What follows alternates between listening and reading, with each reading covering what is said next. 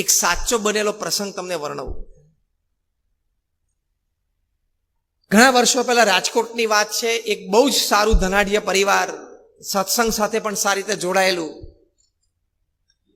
એમાં એક વ્યક્તિ 30 વર્ષની એમની ઉંમર, તમાકુની આદત, દિવસમાં 5-7-10 મસાલા ખાતા હશે. અમે સંતો એમને વાત કરી, એમના પરિવારજનો, એમના મોટા ભાઈ, એમના પિતાશ્રી બધા એમને વાત કરી, પણ એ મૂકે નહીં. બધાએ કીધું કોઈક દિવસ કેન્સર થઈ જશે ને તો રોતા પણ નહીં આવડે. એક દિવસ સવારે બ્રશ કરતા હતા ને લોહીની ઉલટી થઈ. ગભરાઈ ગયા, તાત્કાલિક ડોક્ટર પાસે ગયા. ફેમિલી ડોક્ટરે કીધું કે આ કંઈક સમથિંગ સિરિયસ, તમે ઓન્કોલોજીસ્ટ પાસે જાઓ. એટલે ઓન્કોલોજીસ્ટ એટલે કે કેન્સર સ્પેશિયાલિસ્ટ પાસે ગયા. એમને કીધું કે કેન્સર લાગે છે, તમે તાત્કાલિક મુંબઈ જાઓ. ત્યાંથી ફ્લાઇટ લઈને મુંબઈ ગયા અને ત્યાં ડિટેલ રિપોર્ટ કઢાવ્યા તો કહ્યું કે અન્નનળીનું કેન્સર છે, 4th સ્ટેજમાં છે અને તમારી પાસે મહિનો છે મેક્સિમમ. 30 વર્ષની ઉંમર, 3 નાની દીકરીઓ. આ 1998ની સાલની હું વાત કરું છું. એ વખતે એમણે બોમ્બે હોસ્પિટલમાં ઓન્કોલોજીસ્ટના ટેબલ ઉપર 25 લાખ રૂપિયા કેશ મૂક્યા કે ડોક્ટર આ મારા તરફથી તમને ભેટ. હવે તમે વ્યવસ્થાઓ શરૂ કરો. ચાર્ટર્ડ ફ્લાઇટમાં ડોક્ટરોને લંડનથી બોલાવવા હોય, મારે ચાર્ટર્ડ ફ્લાઇટમાં જવાનું હોય, જે કરો એ મને બચાવો. ત્યારે ડોક્ટરે 25 લાખ રૂપિયા કેશ એમના હાથમાં પાછા આપી દીધા કે તમારી પાસે મહિનો છે, દુનિયાનો કોઈ ડોક્ટર તમને બચાવી નહીં શકે, આનું કંઈક દાન પુન કરી લેવું હોય તો કરી લેજો. એ પાછા રાજકોટ આવ્યા ત્યારે ઘરે દિવાલ સાથે માથા પછાડતા હતા. એમના પરિવારજનો, એમના મોટા ભાઈને, એ લોકોએ અમને સંતોને ફોન કર્યો. અમે સંતો ગયા, અમને જોઈને એમને માથા પછાડ્યા, દિવાલ સાથે અમે માન પકડી રાખ્યા કે સ્વામી મેં મારી જિંદગી કેવી ખોઈ નાખી.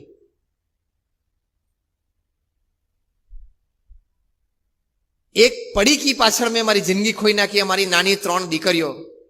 અને હજી પોતાની ઉંમર 30 જ વર્ષની, એમના પત્નીની ઉંમર 28 વર્ષની. અને એક દિવસ સવારે એમનો પરિવારજનમાંથી એમના મોટા ભાઈનો ફોન આવ્યો કે સ્વામી તાત્કાલિક આવો, હવે કદાચ રહેશે નહીં. સવારના પોરમાં 7 વાગે અમે ત્યાં પહોંચ્યા અને ત્યારે છેલ્લો ડચકો ખાતા હતા. આ ભગવાન સ્વામિનારાયણ પ્રમુખ સ્વામી મહારાજની મૂર્તિ અમે એમને છાતી ઉપર મૂકી, એ દર્શન એમણે કર્યા અને આંખ બંધ થઈ ગઈ. એટલે તમારે એવું માની નહીં લેવાનું કે મને નહીં થાય, થશે ને તે દિવસે રોતા નહીં આવડે. કેન્સરના અર્લી ડિટેક્શન માટેનો પ્રકલ્પ છે. એ પ્રસંગે આપણે હાજર થયા છીએ તો સામેથી આપણે કેન્સરને વેલકમ ન કરવું એ પ્રતિજ્ઞા પણ આજના પ્રસંગે લેવી પડશે. શ્વેતલભાઈ, બરોબર ને? This is a cancer early detection van, but you will have to decide. તમારે નક્કી કરવું પડશે કે મારે આને નોતરવું નથી. તમારામાંથી ઘણા બધા 2 હાથ પોળા કરીને કેન્સરને ક્યારે જલ્દી આવે ભેટીને મારા ઘરમાં એને બેસાડું એની માટેની તમારી પૂર્ણ તૈયારીઓ છે. ખબર તમને? ખબર પડે છે શું બોલું છું? આ 6 પ્રકારના કેન્સર આ વેનમાં ડિટેક્ટ થશે. એમાં એક માઉથ કેન્સર છે. એ તમે રોજ ગુલાબ જાંબુ ખાવ છો ને એના લીધે થાય છે. શેના લીધે થાય છે? તમાકુ ચ્યુ કરો છો અથવા સિગરેટ પીવો છો. હું તમને કોઈને હાથ ઊંચા કરવાનું નહીં કહું. I don't want to make you embarrassed. પણ તમને આશ્ચર્ય થશે, ખાલી ભારતમાં, આપણા દેશની વાત કરું છું, આપણા દેશમાં દર કલાકે 82 લોકો ટબેકો રિલેટેડ કેન્સરથી મૃત્યુ પામે છે. દર કલાકે. બીજા બધા કેન્સરથી કદાચ મૃત્યુ બીજા પામતા હશે, પણ ખાલી તમાકુ સંબંધિત કેન્સરથી દર કલાકે 82 જણા. આપણો આ કાર્યક્રમ શરૂ થયો લગભગ 2 કલાક પૂરા થવા આવ્યા અને 164 લોકો તમાકુના કેન્સરના લીધે મૃત્યુ પામ્યા. એટલે કે રોજના 2000 લોકો ભારતમાં તમાકુના કેન્સરથી મૃત્યુ પામે છે. એ કેન્સરને આપણે નોતરવા બેઠા છીએ. એનું એક સબકોન્શિયસ માઇન્ડમાં આધાર એ રહે છે કે હવે 10,000 જણા તમાકુ ખાય છે, એમાંથી 2-5% થાય છે. અને સબકોન્શિયસ માઇન્ડમાં શું છે? હું એ 2-5%માં નથી જ, બસ. એવું તને કોણે લખી આપ્યું છે? બીજું, મારી બાજુમાં પેલા જસકાકા રહે છે ને, એ 13 વર્ષના હતા ને ત્યારથી તમાકુ ખાય છે, અને આજે 25 તમાકુના માવા ખાય છે. આજે એમને 70 વર્ષ થયા, 57 વર્ષથી 25 માવા ખાય છે. એને કાંઈ નથી થયું તો મને ક્યાં થશે? આ પણ એક સબકોન્શિયસ માઇન્ડમાં વિચાર રહે છે. પણ એ સમજી રાખવાનું કે દરેકની બ્લડની રિએક્શન સિસ્ટમ જુદી હોય. 50 વર્ષ સુધી રોજના 50 માવા ખાતા હોય તો ન પણ થાય, અને તમે 2 માવા ખાતા હોય તો 5 વર્ષે લાગી પણ જાય. આ રેન્જ છે આખી મોટી. હવે એ રેન્જમાં તમે ક્યાં છો કેવી રીતે ખબર પડશે?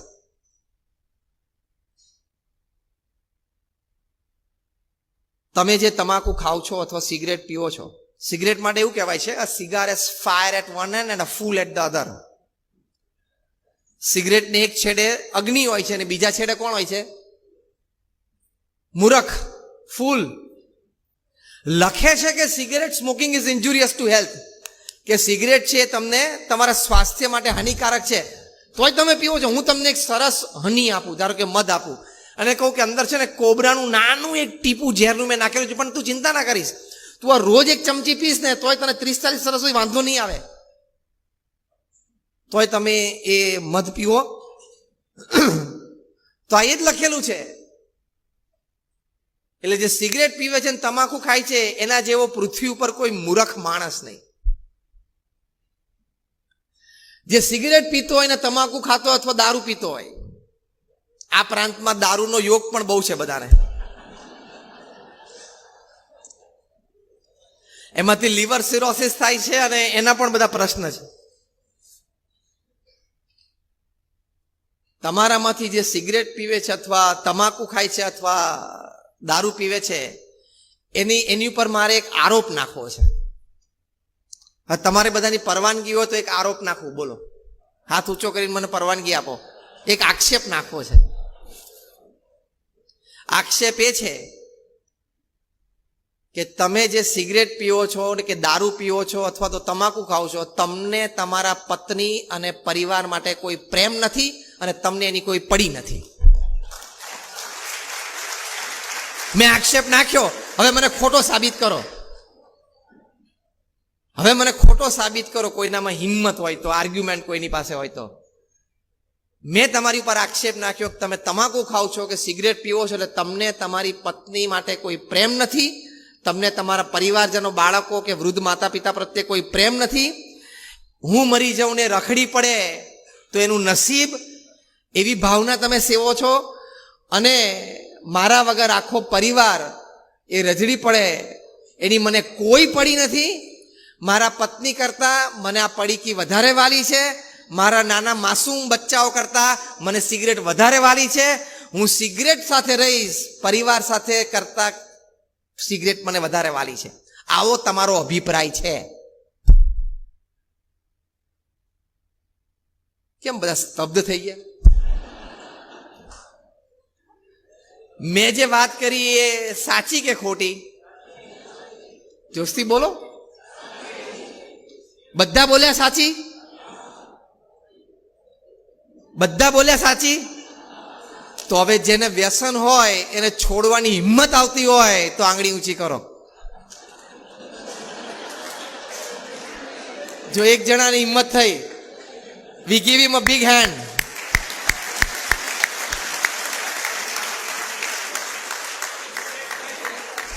આ બીજા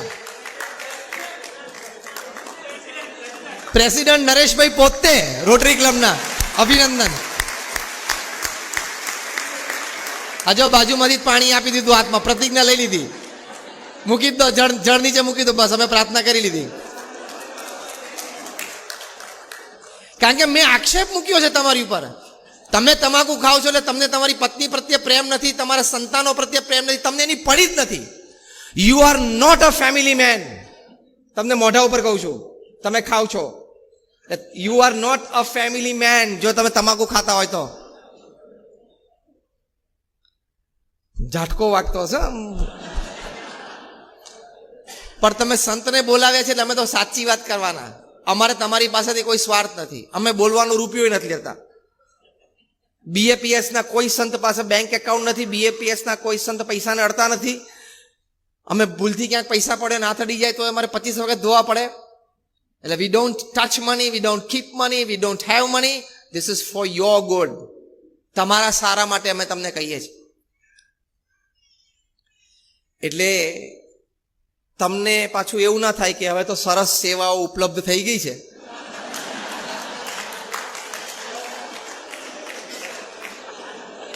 અને અર્લી ડિટેક્શન થઈ જશે.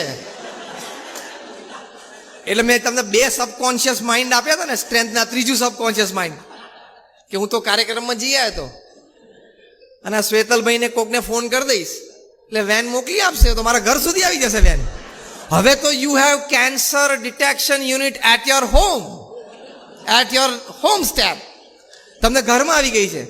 એટલે હવે આપણે 5 ના બદલે 10 પડીકી ખાવ ને શું ફેર પડે છે?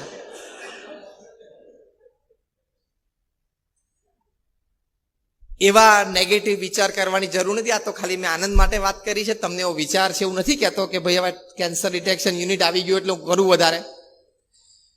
પણ વ્યસન મૂકજો. પ્રમુખ સ્વામી મહારાજે એમના જીવનમાં તમને આશ્ચર્ય થશે કે 40 લાખ લોકોને વ્યક્તિગત મુલાકાત આપી છે. 4 મિલિયન એ લોકોના વ્યક્તિગત, પારિવારિક, વ્યવસાયિક બધા પ્રશ્નો સાંભળ્યા અને પ્રેમથી એના ઉત્તરો આપ્યા. આજે તમને લાખો લોકો સમાજમાં મળશે કે પ્રમુખ સ્વામીના ઉત્તર પ્રમાણે એમને જીવનમાં અનુસરણ કર્યું તે સુખી છે, સ્થિર છે, શાંત છે. પ્રમુખ સ્વામી મહારાજે લાખો લોકોના વ્યસનો છોડાવ્યા વ્યક્તિગત રીતે, સંતો દ્વારા, કાર્યકર્તાઓ દ્વારા.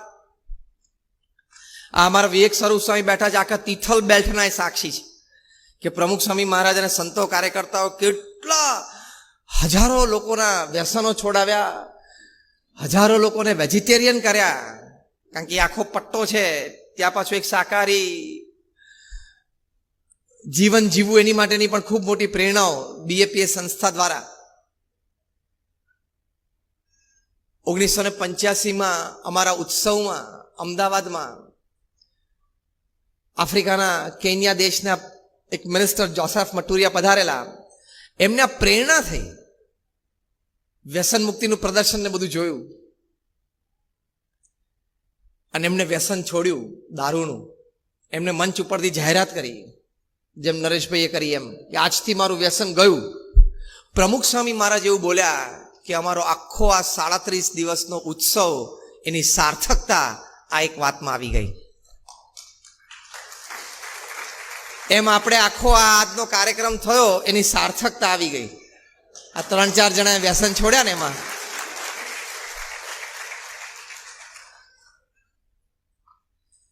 સાથે સાથે કેન્સરનું એક મોટું કારણ નોનવેજ ફૂડ પણ છે. હા, એ પણ સાયન્ટિફિકલી પ્રૂવ થયેલું છે કે તમે માંસાહાર કરો છો એ પણ તમારું સ્વાસ્થ્ય બગાડે છે. તમે જોજો સૌથી વધારે પેટના રોગોના દર્દીઓ હશે ને એમાં 90% માંસાહારી લોકો હશે.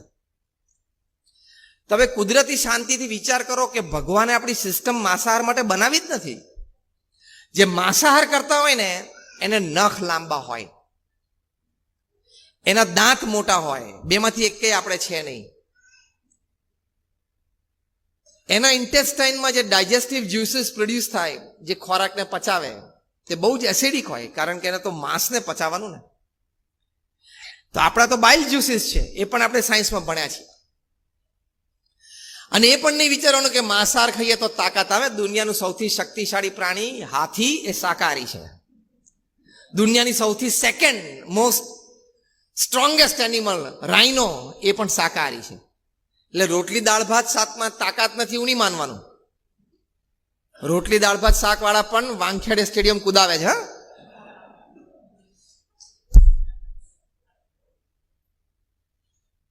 એટલે vegetarianism should be a way of life. વેજીટેરિયનિઝમથી સાત્વિક મતિ રહે છે, વેજીટેરિયનિઝમથી સાત્વિક બુદ્ધિ રહે છે, વેજીટેરિયનિઝમથી સાત્વિક વિચારધારા રહે છે, તમને સેવાની ભાવના રહે, મદદ કરવાની ભાવના રહે. આ બધી જ વાત એ શાકાહારી ભોજનમાં એની સાત્વિકતામાં રહેલી છે. એટલે આજના પ્રસંગે એ પણ અપીલ કરવાની તમને બધાને કે તમારે માંસાહાર કોઈ કરતા હોય તો એ પણ તમે છોડજો. તમે એની ચિંતા નહીં કરતા કે બધા જો શાકાહારી થઈ જાય તો પૃથ્વી ઉપર ક્યાં એટલું બધું અનાજ છે. એટલી લાંબી તમારે અહીંયા ચીખલીમાં બેઠા બેઠા તારે ચિંતા કરવાની નથી.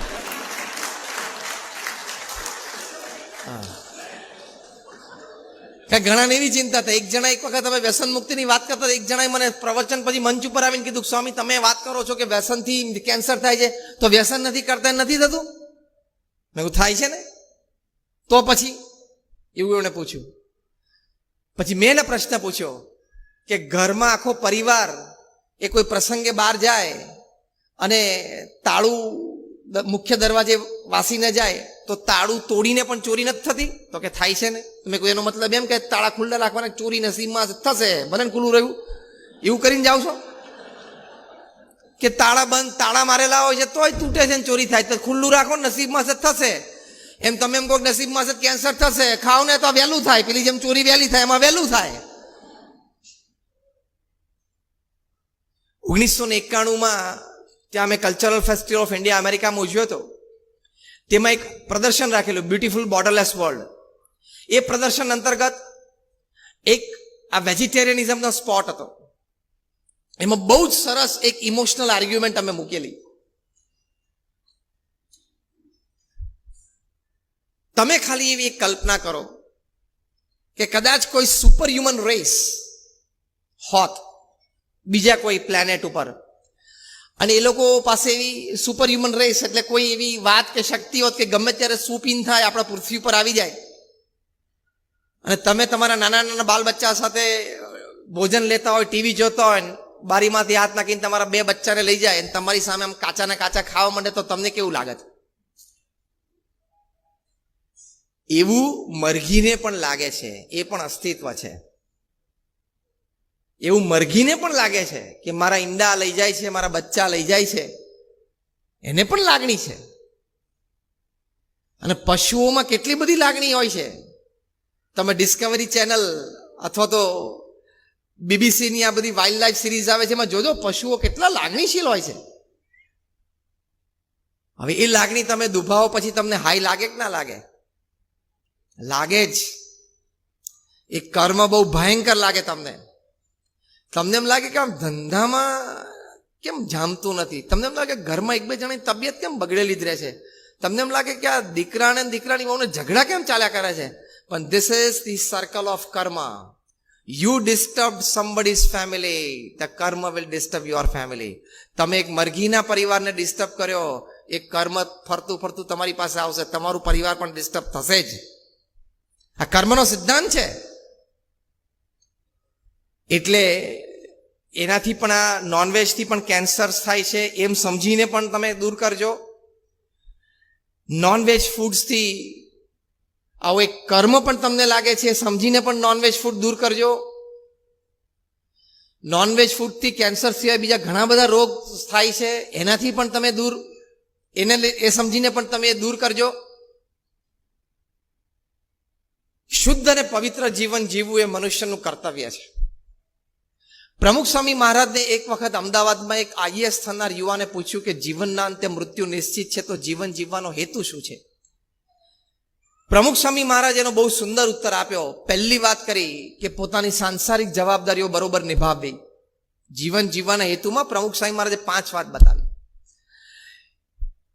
કે પોતાની સાંસારિક જવાબદારીઓ બરોબર નિભાવી. બીજી વાત આ બતાવી કે શાસ્ત્ર પ્રમાણે પવિત્ર જીવન જીવવું, નિર્વ્યસની પવિત્ર જીવન જીવવું, શાકાહારી રહેવું, અને પોતાના વ્યવસાય પ્રામાણિકપણે કરવા. ત્રીજી વાત આ કરી જે આજનો પ્રસંગ છે કે અન્યને મદદરૂપ થવું, નિસ્વાર્થ ભાવે જે કંઈ જેનાથી થઈ શકે જેટલું થઈ શકે. જેમ પરિમલભાઈએ વાત કરી કે આપણે મદદ 2 રીતે કરી શકીએ છીએ, ફિઝિકલ અને ફિનાન્શિયલ. એક વાક્ય તમે બોલ્યા હતા. તો આપણાથી જે કંઈ મદદરૂપ થઈ શકે અને મદદરૂપ થવું, એ વાત પ્રમુખ સ્વામી મહારાજે ત્રીજી કરી હતી, જીવન જીવવાનો હેતુ. ચોથી વાત કરી હતી કે પોતાના આત્માનું કલ્યાણ કરવું, અને 5મી વાત કરી હતી ભગવાન પ્રત્યે શ્રદ્ધા અને ભક્તિ દ્રઢ કરવા. તો આ જીવન જીવવાનો હેતુ છે. મેં તમને બીજો અને ત્રીજો મુદ્દો સમજાવી દીધો.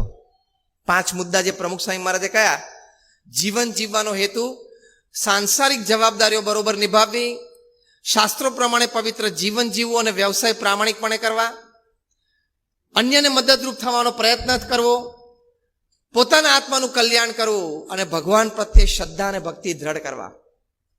આ 5 થાય એટલે તમારો જીવન જીવવાનો હેતુ સ્પષ્ટ થાય.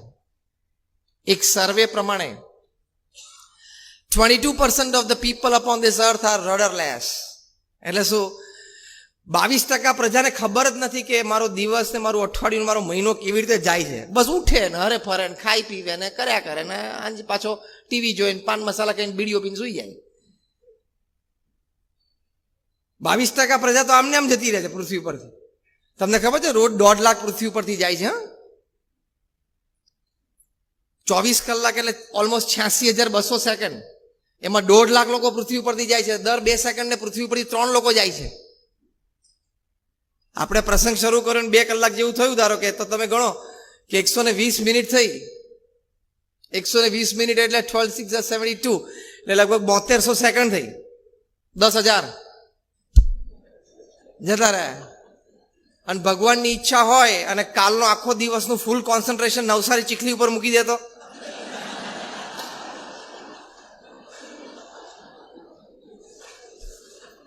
પછી વારો છે નથી નહીં, વારો નથી છે બે, બધું આવી જાય, બે આવી જાય.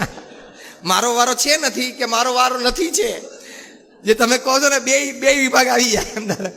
ફૂલ કોન્સન્ટ્રેશન નવસારી ચકલી ઉપર મૂકી દે તો સાંજ પડે તો કાર્યક્રમ પૂરો કરી નાખે.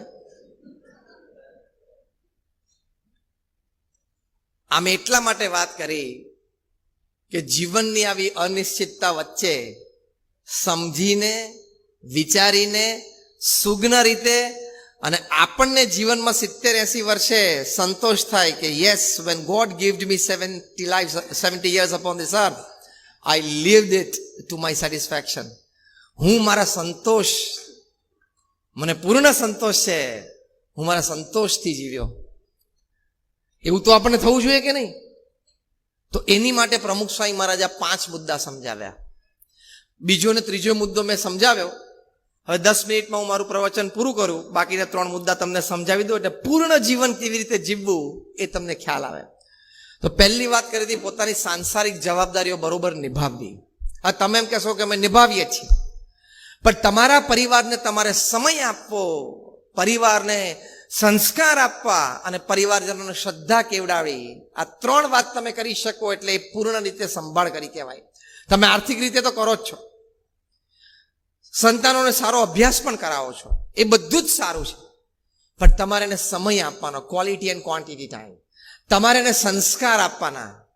તમારામાંથી કેટલા બેઠા છે જેને પોતાના સંતાનો નાના હતા ત્યારે એને પ્રહલાદ કે નચિકેતા કે ધ્રુવ કે આવા સારા બાળ ચરિત્રો એમને કીધા છે કે રામાયણ મહાભારતની સારી વાતો કરી છે, આંગળી ઊંચી કરો તો. ફેથફુલી, હા, ફેથફુલ.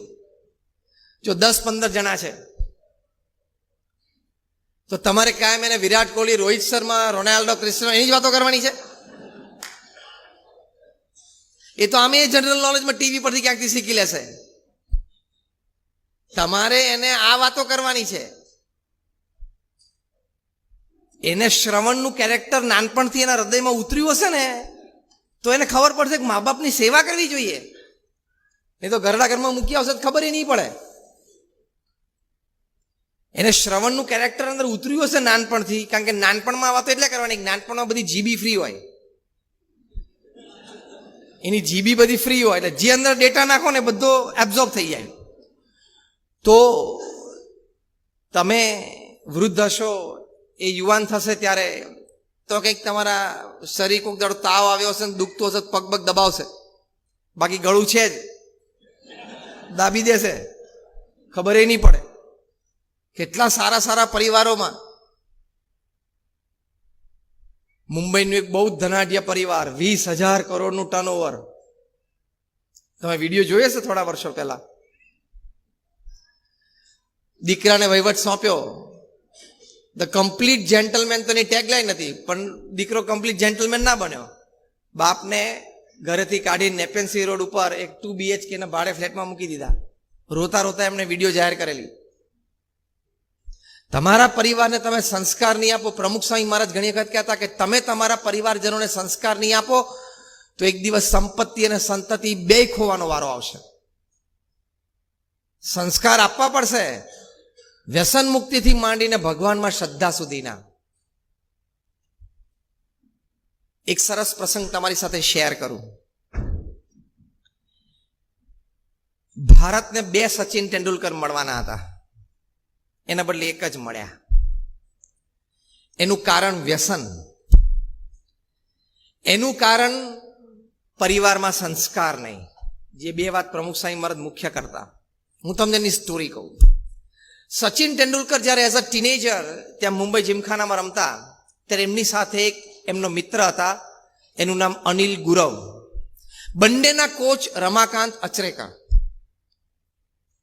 રમાકાંત અચરેકર સચિન તેંડુલકરને એમ કહેતા કે તારે સારી બેટિંગ શીખવી હોય ને તો અનિલ ગુરવ રમે છે ને, તું ઓબ્ઝર્વ કરવા માટે બેસ. અનિલ ગુરવની ઉંમર 14 વર્ષની હતી ત્યારે એમને બિરુદ મળેલું કે he is the Vivian Richards of Mumbai. મુંબઈના વિવ રિચર્ડ્સ છે, જે વેસ્ટ ઇન્ડિઝના મહાન બેટ્સમેન થઈ ગયા. અનિલ ગુરવનું સ્ટ્રોક પ્લે, કારણ કે આપણે સંજય ફાર્મમાં ઉભા છે ને, અહીંયા ક્રિકેટ ક્લબ છે અને ક્રિકેટ ગ્રાઉન્ડ છે, એટલે શ્વેતલબેન ગમશે થોડી ક્રિકેટનો એકાદ પ્રસંગ કહીએ તો. અનિલ ગુરવનું સ્ટ્રોક પ્લે, એનું ફૂટવર્ક અને સિલેક્શન ઓફ શોટ્સ અને એનું ગેપિંગ, ટાઈમિંગ એટલું અદ્ભુત હતું. સચિન તેંડુલકરે પોતે એમના જીવન ચરિત્રમાં લખ્યું છે કે એમને રમતા જોઈને it was a natural coaching for us. એમને રમતા જોવાને અમારી માટે કોચિંગ હતું. રમાકાંત અચરેકરે એક પત્રકાર પરિષદમાં કીધેલું કે મારી ટીમમાંથી, એટલે કે હું જેને કોચિંગ આપું છું એમાંથી સૌથી પહેલો વ્યક્તિ જો કોઈ ભારત માટે રમશે ને એ અનિલ ગુરવ રમશે. કોઈએ પૂછ્યું કે સચિન નહીં, તો કે સચિન રમશે ભારત માટે પણ પહેલા અનિલ ગુરવ રમશે. અનિલ ગુરવ પાસે એ વખતે ડબલ એસ નું બેટ હતું, જે ક્રિકેટમાં બહુ સારું ગણાય, ડબલ એસ. સચિનને રોજ મન થતું હતું કે એક વાર મને આ બેટ જો વાપરવા આપે તો બહુ સારું, પણ માંગતા શરમ આવતી હતી. એટલે એમણે કોચને કીધું ને કોચે અનિલ ગુરવને કીધું, પણ કોચે સચિન સાથે શરત કરી કે આ બેટ હું તને તો જ અપાવું એક મેચ રમવા માટે કે તારે સેન્ચુરી કરવાની. સચિન કે હું આ બેટ આપો તો કરીશ. સચિન તેંડુલકરને જીવનમાં પહેલી વખત ડબલ એસ નું બેટ વાપર્યું, અનિલ ગુરવનું વાપરેલું. આ અનિલ ગુરવના મોટા ભાઈને દારૂની આદત પડી અને ધીમે ધીમે મુંબઈની એક અંડરવર્લ્ડ ગેંગમાં એ જોડાયો. એના લીધે પોલીસની ઇન્કવાયરી ઘરે શરૂ થઈ અને અનિલ ગુરવના મધરને અને અનિલ ગુરવને ઇન્કવાયરી માટે પોલીસ સ્ટેશને બોલાવે. ઘણી વખત ત્યાં 2-3 કલાક બેસાડી રાખે. એની ઇફેક્ટ અનિલ ગુરવના માનસ ઉપર પડવા માંડી. એટલે પ્રેક્ટિસ સેશન છૂટવા માંડ્યા, અથવા તો પ્રેક્ટિસ સેશનમાં જાય તો એટલું કોન્સન્ટ્રેશન, ફોકસ ના આપી શકે. અને ધીમે ધીમે અનિલ ગુરવની જે ટેકનિક હતી એની ઉપર ઇફેક્ટ આવવા માંડી. પરિવારે એના મોટા ભાઈને ખૂબ સમજાવ્યા પણ એ દારૂની લત મૂકી ના શક્યા. ખૂબ સમજાવ્યા પણ આ બધી અંડરવર્લ્ડની જે કંઈ પ્રવૃત્તિઓ હોય એ પણ છોડી ના શક્યા. એની ઇફેક્ટ અનિલ ગુરવના માનસ ઉપર પડી. વારે વારે પોલીસ સ્ટેશન જવાનું, વારે વારે ઇન્કવાયરી આવે, વારે વારે જામીન તરીકે જવાનું, અને પ્રેક્ટિસ સેશન ચૂકતા ગયા. એમ કરતા કરતા ક્રિકેટથી દૂર થતા ગયા. એ ક્યારેય ભારત માટે ન રમી શક્યા. આજે જ્યારે હું આજના દિવસે તમને આ પ્રસંગ કહું છું ત્યારે આ અનિલ ગુરવ મુંબઈમાં નાલા સોપારામાં એક નાની 150 સ્ક્વેર ફીટની રૂમમાં રહે છે. આજે પણ એ આટલું મોટું કરિયર ચૂકી ગયા એટલે એ પણ સ્ટ્રેસમાંથી બહાર નથી આવી શક્યા. એ પણ દારૂના અઠંગી વ્યસની થઈ ગયા અને આખી પોતાનું કરિયર અને જીવન એ બરબાદ થઈ ગયું. એટલે તમારું વ્યસન તમારા પરિવારને બરબાદ કરી શકે છે. તમારું વ્યસન તમારા કોઈ પરિવારજન, તમારા સંતાનોના ભવિષ્યને બગાડી શકે છે. એટલે તમારે તમારા સંતાનોને સંસ્કાર આપવાના. તમે એકવાર તમારા સંતાનોને રોજ કેવું કે બેટા સિગરેટ ના પીવાય, તમાકુ ના ખવાય, એવું બોલો તો ખરા. પણ જો કે તમે પાછું ખાતા હોય કેવી રીતે હિંમત કેવી રીતે આવે? તમે પોતે જ વ્યસન કરતા, એટલે આ સંસ્કાર એને આપવાના અને આવા મહાન પાત્રોની એને વાતો કરવાની. શ્રવણ, પ્રહલાદ, નચિકેતા, ધ્રુવ, ઇટ હેઝ પાવર. 1991 જ્યારે મેં બ્યુટીફુલ બોર્ડરલેસ વર્લ્ડ એક્ઝિબિશન કર્યું, ત્યાં એક શ્રવણનું ડાયરોમાં હતું. શ્રવણ એના માતા પિતાને કાવડો બેસાડીને ખભા ઉપર લઈને જાત્રાએ નીકળ્યા. તો ત્યાં બધા 5, 10, 15 જણાનું ગ્રુપ ભેગું થાય એટલે અમારા સ્પોર્ટ ગાઈડ છે એને આખી સ્ટોરી કે સમજાવે. તો એમાં એક મિડલસેક્સ કાઉન્ટી કોલેજના ગ્રાઉન્ડમાં એક્ઝિબિશન હતું. એના સેક્રેટરી હતા મિસ સિલ્વિયા. એ ગ્રુપમાં ઊભા હતા. એમણે આ શ્રવણની વાત સાંભળી એટલે એકદમ ઇમોશનલ થઈ ગયા અને રડવા માંડ્યા. એટલે અમારા સ્પોર્ટ ગાઈડે કીધું કે ma'am, can I help you? તો કે નો પ્લીઝ લીવ મી અલોન. એમ કરીને દોડીને પાર્કિંગમાં ગયા અને ત્યાંથી એમની ગાડી લઈ અને સીધા ઘરડા ઘરમાં ગયા. અને ઘરડા ઘરમાં જઈને એમના મા બાપને કીધું કે તમે ગાડીમાં બેસી જાઓ, તમારા કપડાં ને મેડિસિન હું લઈ લઉં છું. એના મા બાપને આશ્ચર્ય થયું કે આવું બને નહીં કોઈ દિવસ. તો કે આજથી તમે જીવો ત્યાં સુધી હું તમારી સેવા કરીશ. આઈ વિલ બી યોર શ્રવણ. એક અમેરિકન લેડી, એના શ્રવણનું પાત્ર જોઈને આટલી બધી પ્રેરણા મળી. તો આપણા તો બ્લડમાં ને જીન્સમાં ને ડીએનએમાં, આપણી પરંપરામાં આ બધી વાતો છે, પણ તમારે એને જાગૃત કરવી પડે. અને એ એમના પેરેન્ટ્સને લઈને સીધા આપણા એક્ઝિબિશન સ્થળે આવ્યા. તે એક્ઝિબિશન સ્થળ ઉપર એમને બતાવ્યું કે આ પ્રસંગથી મને આ પ્રેરણા મળી છે. અને પછી તો 15, 17, 20 વર્ષ સુધી એમના મા બાપ જીવ્યા, ત્યાં સુધી ઘરે રાખીને એમણે સેવા કરી. તમે તમારા મા બાપને ઘરડા ઘરમાં મૂકી આવશો ને તો સેમ રૂમની ડુપ્લિકેટ ચાવી ખિસ્સામાં રાખી મૂકજો, 25 વર્ષ પછી કામમાં આવશે. કારણ કે તમારા સંતાનો જોઈ લીધું કે આપણે ગેલેરીમાંથી પેલું બિલ્ડિંગ દેખાય ને ત્યાં ઘરડા થાય ત્યારે મૂકી આવવાના. હમણાં મેં એક બહુ ઇમોશનલ કાર્ટૂન જોયું. ક્યાંકથી વોટ્સએપ પર ફરતા ફરતા મારી પાસે આવ્યું. Very emotional, perhaps the most emotional cartoon I had ever seen. એટલે પિક્ચર રાધર. કે ઘરડા ઘરમાંથી એક રિસેપ્શનિસ્ટ લેડીએ ફોન કર્યો, હાથમાં ન્યૂઝપેપર હતા, અને ફોન કર્યો કોઈ વ્યક્તિને કે ભાઈ તમે એક એડવર્ટાઇઝમેન્ટ આપી છે આજે છાપામાં કે મારો કૂતરું ખોવાઈ ગયું છે અને 3 દિવસથી ઘરે નથી આવ્યું, તો કોઈને જો આ કૂતરાનો ફોટોગ્રાફ છે એડવર્ટાઇઝમેન્ટમાં મૂકેલો કે કોઈ જોવો ક્યાંય પણ, તો તાત્કાલિક મારા નંબર ઉપર ફોન કરો. તો કે તમારું કૂતરું અમે જોયું છે એટલે તમને ફોન કર્યો. તો કે ઓહ, ક્યાં છે, હું અત્યારે જ આવી જાઉં લેવા માટે. તો કે હું ઘરડા ઘરમાં બોલું છું ને અત્યારે કૂતરું તમારી માતાના ખોળામાં રમે છે. ખબર પડી કેટલી ડેપ્થ છે આ વાતમાં. અત્યારે હું ઘરડા ઘરમાંથી બોલું છું, જે ઘરડા ઘરમાં તમારી માતાને તમે અહીંયા મૂક્યા છે એના ખોળામાં કૂતરું અત્યારે રમે છે. એ કૂતરું એ લાગણી સમજી શક્યો, દીકરો સમજી શક્યો નહીં. અને કૂતરું ખોવાઈ ગયું તો જાહેરાત આપી, પણ એ પેલા એની માને તો એ ઘરડા ઘરમાં મૂકી આવેલા. Your parents took care of you when you are kids. It's your responsibility to take care of them when they are old. એ તમારી જવાબદારીમાં આવે છે. તો પ્રમુખ સ્વામી મહારાજ આ સંસ્કારની વાત કરતા, આ ફેમિલી વેલ્યુઝ છે. દિલ્હીમાં રોજ 40 ડિવોર્સ કેસ નોંધાય છે. મુંબઈમાં રોજ 50. હૈદરાબાદ, સિકંદરાબાદ બે ટ્વિન સિટી ભેગી કરો એટલે રોજના 100. બહુ ઝઘડા થાય. ટોલરન્સ જ નહીં, એક્સેપ્ટન્સ નહીં, કોમ્પ્રોમાઇઝ નહીં, એડજસ્ટમેન્ટ નહીં. ગમે તેવું મેડ ફોર ઈચ અધર કપલ હોય ને એમાં સમજવાનું 70-30 નો રેશિયો હોય. 70% બધું અનુકૂળ હોય, 30% તો કોમ્પ્રોમાઇઝ, એડજસ્ટમેન્ટ કરવું જ પડે. બાંદ્રામાં, મુંબઈમાં જે ડિવોર્સ કેસીસ આવે છે એમાંથી 5% તો 60 વર્ષની ઉંમરના કપલના આવે છે. તારે 30 વર્ષ ચાલી ગયું, 35 વર્ષ, તો 10 વર્ષ નહીં ચાલે. આ ફેમિલી વેલ્યુઝની પ્રમુખ સ્વામી મહારાજ વાત કરે છે. 25 લગ્ન થયા હોય, 60 થયા તો 35 તો ચાલી ગયું, તો 10 ચલાવી લે ને, 70 તો અમે પૂરું થવાનું છે એકાદાનું. બીજો 2-5 જીવી કાઢે. અને you know the funny reasons. તમને આશ્ચર્ય થશે કે આ 60 કે 60+ જે કપલ્સ ડિવોર્સ માટે ફાઇલ કરે છે ને, એના કારણો તમે વાંચો તમને આશ્ચર્ય થશે કે પ્રથમ 10 કારણમાં એક કારણ પંખાની સ્પીડ પણ છે.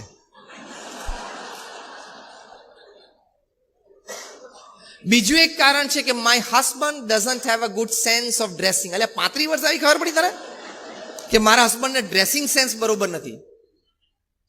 હવે 60 વર્ષે પછી શું ડ્રેસિંગ હોય, જબ્બો લેંગો પર એટલે બહુ થઈ ગયું.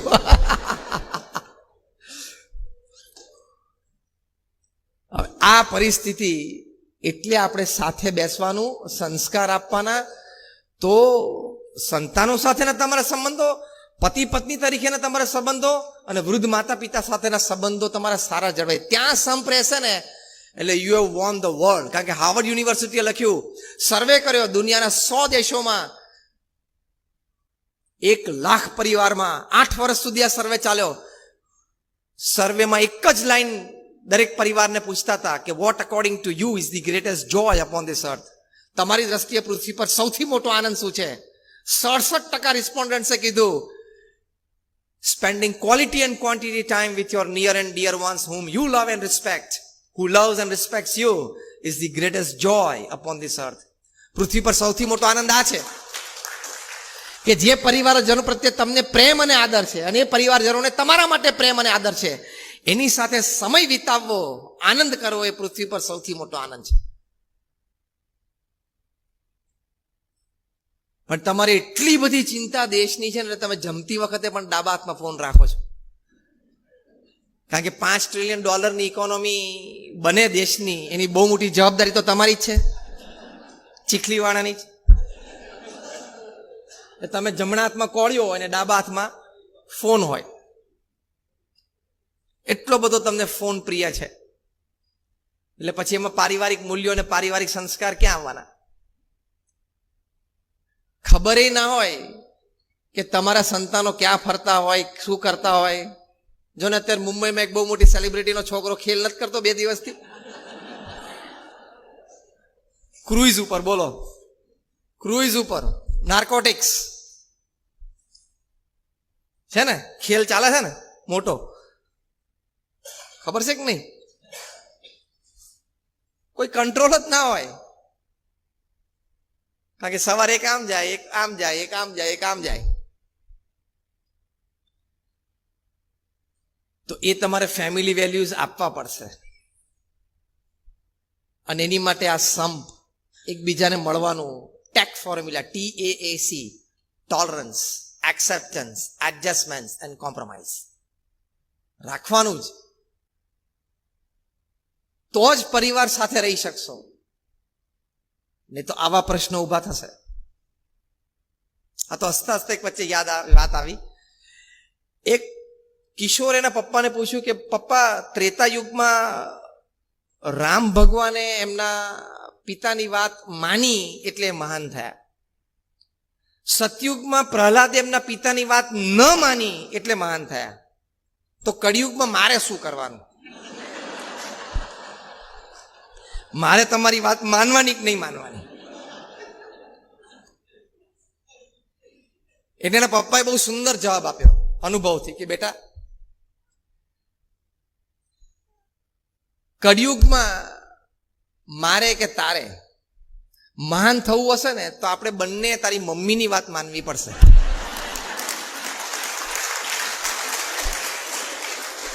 આ તો just on a lighter not.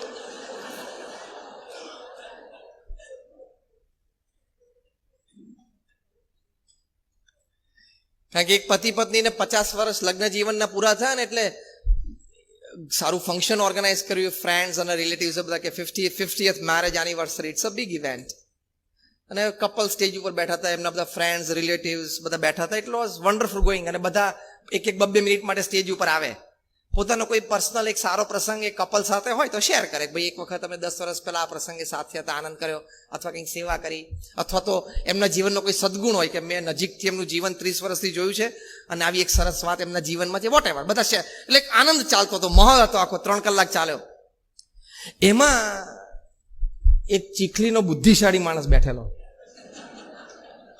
એને કહ્યું કે આઈ હેવ અ ક્વેશ્ચન, હું એક પ્રશ્ન પૂછું? પેલા કે પૂછો. એટલે પૂછ્યું કે what is the secret of your 50 years of happy married life? 50 વર્ષનું સુખી લગ્ન જીવન, આગળ સુખી શબ્દ વાપરેલો, ખાલી લગ્ન જીવન નહીં, તો ઘણા ચાલી જતું હોય છે પણ પાછું આગળ પેલું પ્રિફિક્સ ના લાગે.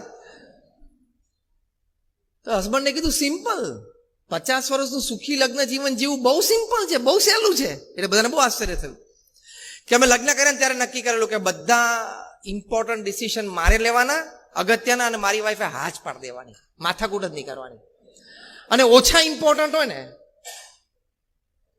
એ મારી વાઈફ લે અને હું કહું ભાઈ કર. તમે બધા મૌન થઈ ગયા એટલે તમને પણ આમ થતું તો હશે કે શું હશે નહીં. પછી બીજા ભાઈ બેઠા હતા, એ નવસારીના હતા. એને જરા વધારે ઇન્ટેલિજન્ટ પ્રશ્ન પૂછ્યો કે sir, if you don't mind, can you like list out what are the important decisions you took and less important your wife took. તમે લિસ્ટ આઉટ તો કરો કે અગત્યના નિર્ણય તમે લીધા અને વાઈફે આ પાડીને.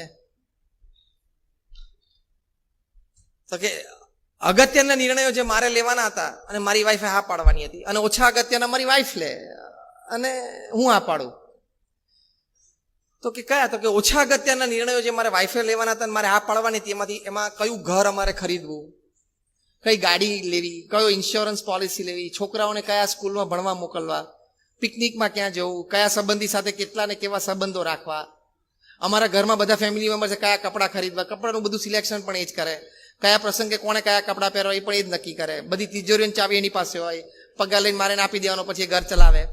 આવા બધા ઓછા અગત્યના નિર્ણયો હતા ને એ બધા એને લીધા, મેં હા પાડી. એટલે હવે તમને વધારે આશ્ચર્ય થતું હશે કે હવે અગત્યના રહ્યા કયા તો પછી આ જેન્ટલમેનને લેવાના. એટલે કોઈ પૂછ્યું કે ભાઈ તો પછી હવે આમાંથી બીજા કયા અગત્યના નિર્ણયો રહ્યા? એટલે કે અગત્યના નિર્ણયો કે અમેરિકાએ ઈરાક સાથે યુદ્ધ કરવું જોઈએ કે નહીં. હું એમ કહું કે ના કરું, એટલે મારી પત્ની કે બરોબર છે, ચા પી લો, ના કરવું જોઈએ.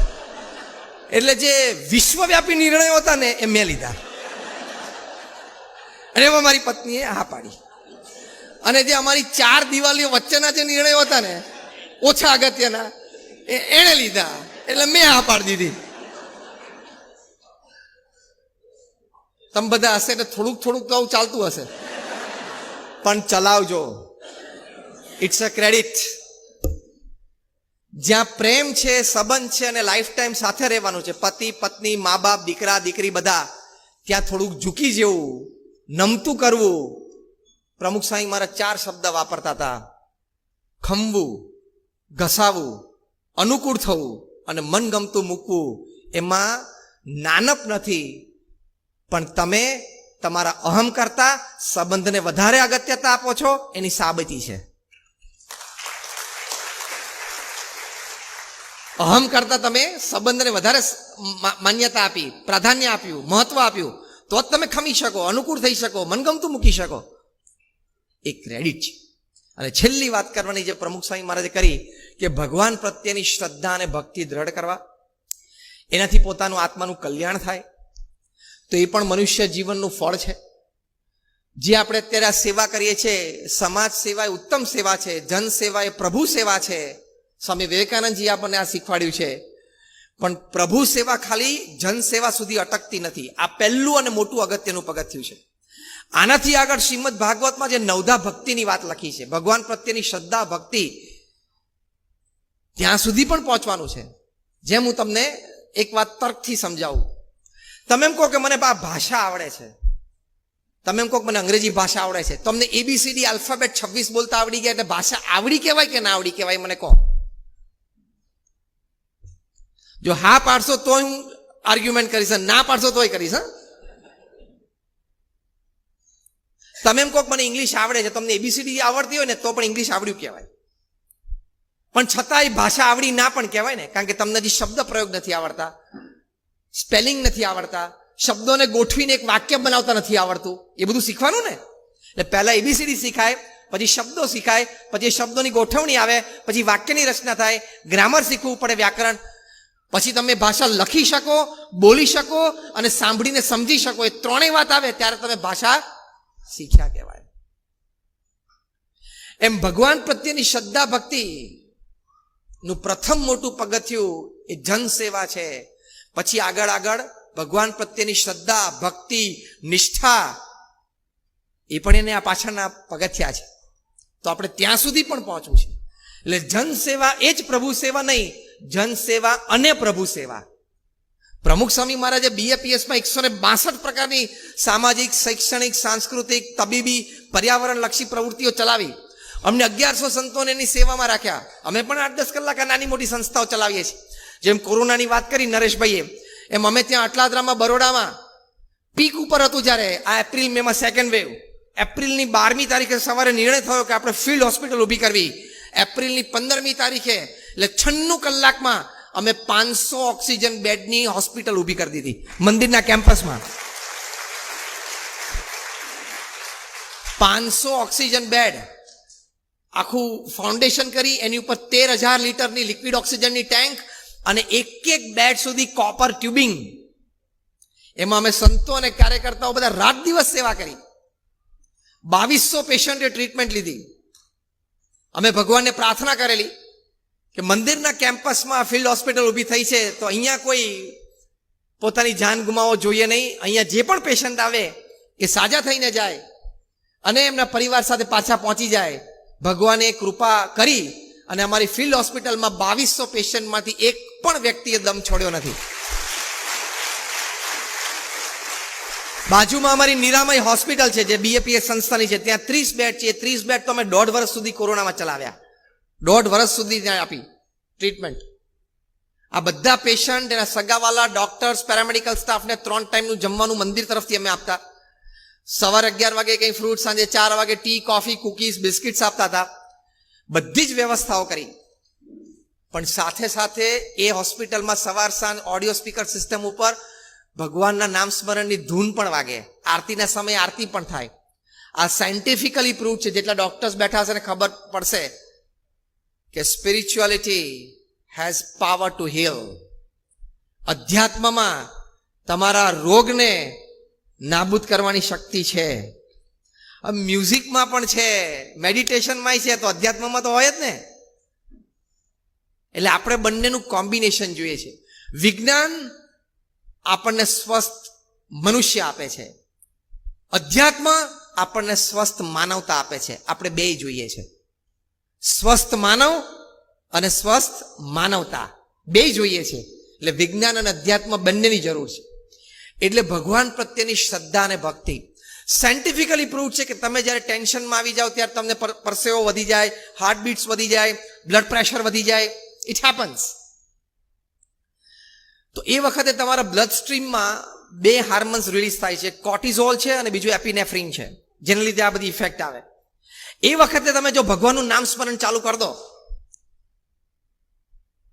આ doctor Andrew Newberg, doctor H.G. કોઈંગ અને university of Philadelphia, university of પેન્સિલ્વેનિયામાં પ્રૂવ કર્યું કે એ વખતે તમે નામ સ્મરણ ચાલુ કરી દો. પણ એ વખતે સ્પેરવિલની જેમ તમે ઉપયોગ કરો નામ સ્મરણ, એવું નહીં. હા, એ રોજની પ્રેક્ટિસ હોવી જોઈએ.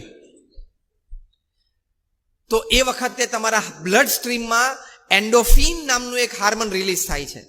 એ એન્ડોફિન છે એ આ કોર્ટિઝોલ અને એપિનેફ્રિન આ બંને હાર્મોનની ઇફેક્ટને, એના પ્રભાવને દબાવે અને તમને જરા આમ કામનેસ, કુલનેસ, સ્ટેબિલિટી એનો તમને અનુભવ થવા માંડે. તો નામ સ્મરણમાં તાકાત છે કે તમારા હાર્મોન સિક્રેશન ચાલુ કરી દે. આવા નાના મોટા 50,000 રિસર્ચ પેપર વૈજ્ઞાનિકોએ ધર્મ બાબતના, અધ્યાત્મ બાબતના, પ્રાર્થના, નામ સ્મરણ, મેડિટેશન, મંદિરે દર્શન, સંતોનો સમાગમ, શાસ્ત્રનું વાંચન, એવા 50,000 રિસર્ચ પેપર તૈયાર કર્યા છે. ધર્મના લોકોએ નહીં, હા, વિજ્ઞાનના લોકોએ. એટલે એ પણ વાત સાચી છે. એટલે તમારે તમારા સંતાનોને સંસ્કારમાં આ ભગવાનની શ્રદ્ધા પણ શીખવાડવાની. કારણ કે ગણપતિનો શીખવાડવાનો જવાબદારી તમારી છે. સ્કૂલ તો ગધેડાનો જ શીખવાડશે. એટલે મોટો થઈને પછી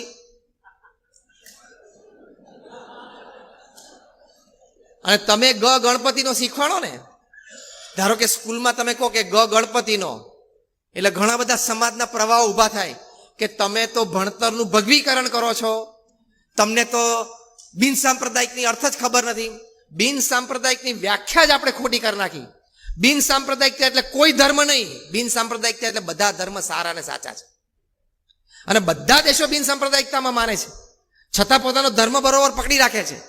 ઇંગ્લેન્ડ જેવા દેશમાં કાયદો પસાર થયો છે કે ઇંગ્લેન્ડની ધરતી ઉપર ભણતો કોઈ પણ છોકરો હોય, કોઈ પણ વિદ્યાર્થી હોય, એ ધોરણ 12 સુધી એને ઇંગ્લેન્ડનો જ ઇતિહાસ ભણાવવાનો, યુરોપનો નહીં, રશિયાનો નહીં, એશિયાનો નહીં, અમેરિકાનો નહીં. કેમ? તો કે દેશ પ્રત્યેની અસ્મિતા જાગે. પછી કોલેજમાં ગયા પછી એને કોર્સ લેવો હોય તો લઈ શકે, ભાઈ યુરોપિયન હિસ્ટ્રી ભણે, બીજો હિસ્ટ્રી ભણે. 12મા ધોરણ સુધી એને બ્રિટિશ હિસ્ટ્રી જ ભણવાનો. આ કાયદો બિલ આપણે પસાર કરવા જઈએ તો અહીંયા કેટલું તંત્ર ઊભું થાય કે તમે તો ભગવીકરણ કરો છો, પણ દેશની અસ્મિતા તો આવી જોઈએ ને.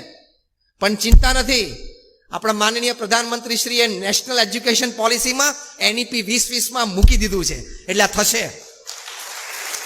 અત્યારે તમે કોઈ પણ એરપોર્ટ ઉપર જાઓ તો દરેક એરપોર્ટ ઉપર તમે સિક્યુરિટી ક્લિયર કરો એટલે સ્ક્રીન ઉપર દેશભક્તો અને આઝાદીની લડત લીધી હોય એ બધાના ઇતિહાસ સ્ક્રીન ઉપર આવે છે.